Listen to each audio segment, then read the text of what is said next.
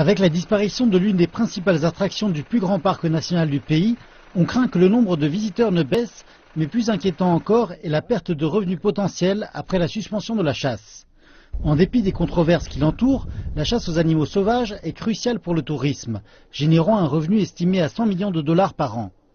Des règlements plus stricts, mis en place samedi, requerront des chasseurs qu'ils obtiennent des autorisations écrites du directeur des autorités de gestion des parcs et de la faune sauvage. Toutes les chasses seront supervisées par les gardes forestiers des autorités et leur coût sera pris en charge par le chasseur. Le secteur pourrait être obligé de revoir ses perspectives pour le reste de la saison de chasse 2015 qui finit en novembre.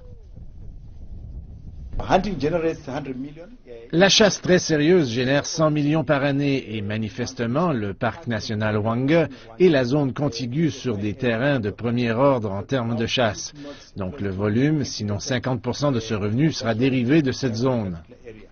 Les activistes des droits des animaux ont condamné la chasse aux animaux sauvages, mais les officiels ici insistent que seuls les animaux qui ont été qualifiés pour faire partie des quotas sont chassés et que c'est un outil de conservation.